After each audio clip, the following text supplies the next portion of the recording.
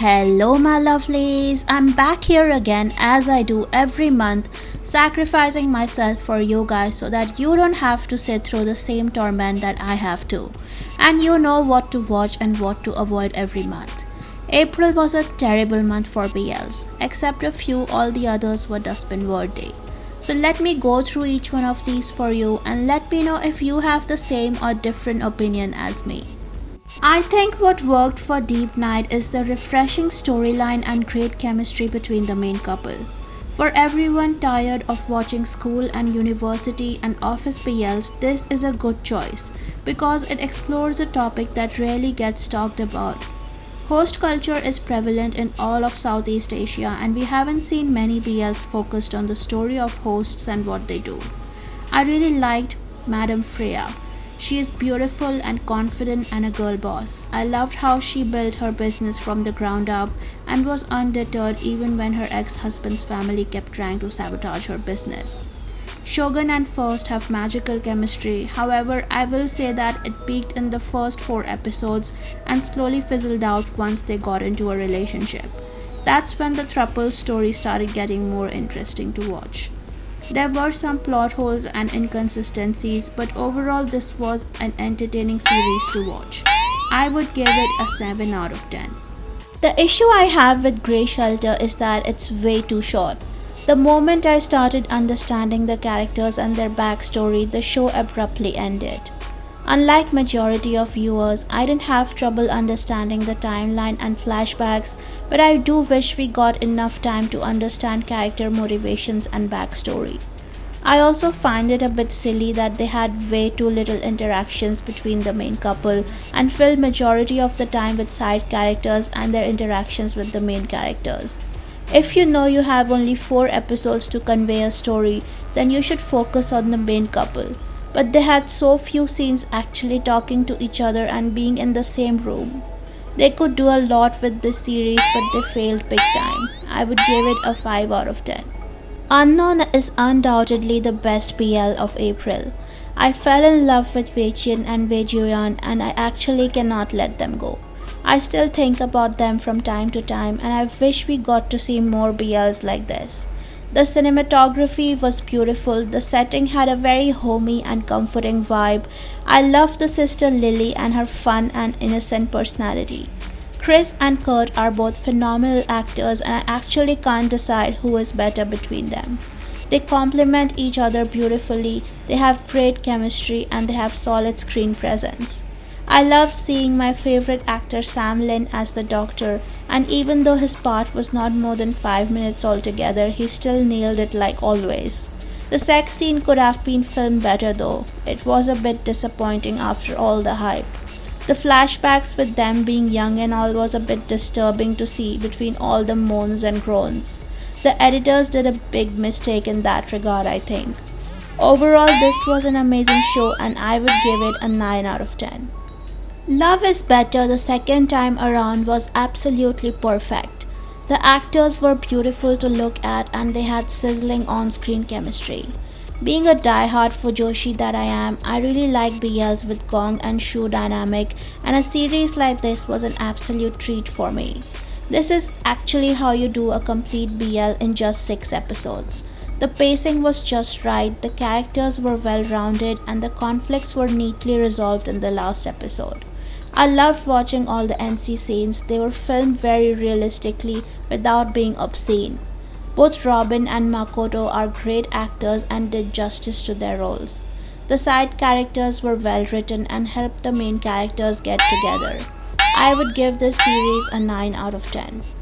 I was initially reluctant to watch this series because the premise didn't sound interesting to me, but this was a refreshingly well written show and I enjoyed watching it thoroughly. I'm pretty sure this show would not have worked if it wasn't for the amazing chemistry and acting of the main leads.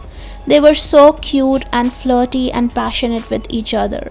It made the entire viewing experience so much better for me. And on top of that, they were both green flags and promoted healthy thought process among BL watchers.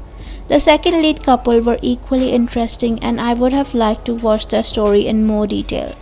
Nobody really talks about the struggles and dilemmas of trans women when it comes to relationships, and this show definitely scratches the surface.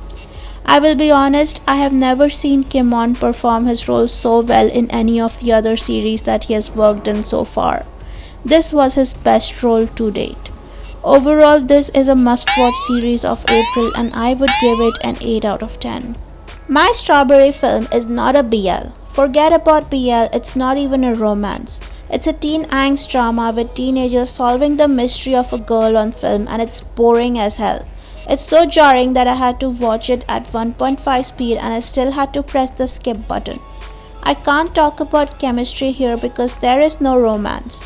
Even the mystery they were trying to solve was not really interesting and I knew who the girl was as soon as the transfer student appeared in the second episode. They shouldn't have promoted this show as a BL and it shouldn't be on Gaga Ulala. They're clearly misleading the viewers to make money. I will give this drama a 0 out of 10 because they wasted my time which I should have spent with my family. The trickery continues in Close Friends Season 3 because there is no way in hell that this was a BL. I was not a fan of Close Friend Anthology anyway, but this is exactly what broke the camel's back and I'm never wasting my time on Close Friend ever again. I will consider watching if they have my favorite ships as couples, otherwise definitely not. This was a badly made version of the Hangover movie and I suggest you avoid it if you're a fan of the movie because it will make you very angry if you watch it. I would give it a 0. Avoid it all costs and I will give it a big fat round bottomless rimless 0 out of 10. Via Film Productions, what the hell is wrong with you guys?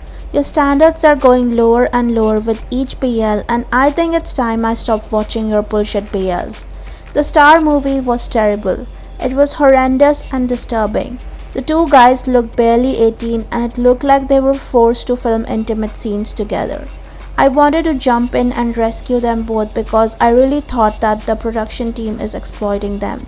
They looked unhappy and coerced. The storyline was basically nothing. The production value was 0 and the only reason they made this movie was for the viewers to pay for their premium channel membership and watch the NC scene of the two guys, which is totally unnerving and scary. Please avoid this production at all costs. I will give this series a -20 out of 10. First of all, why? Why are we back in 2016 again? Poor translation, Hazer Jr. storyline, cringy fangirls, cliché romantic scenes, bad acting, 7-year flashbacks. I'm so over it. I'm literally so over it. I want to pull up my mattress and lie under it for the foreseeable future. A secretly love should be called a stereotypically love because stop this please. Stop making BS like this and please pay some baht to hire a decent translator. It's the least you can do as a production company that wants to appeal to international audience.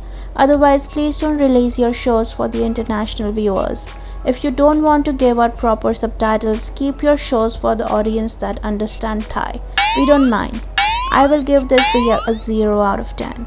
If you want to see biological twins sucking and kissing each other's chest buttons, if you want to see 4 people go sightseeing in Tokyo, and if you want to see them having sex every time they come back from sightseeing, then you should definitely watch Kiseki Chapter 2. There is literally nothing else in this drama and I'm quite satisfied with that.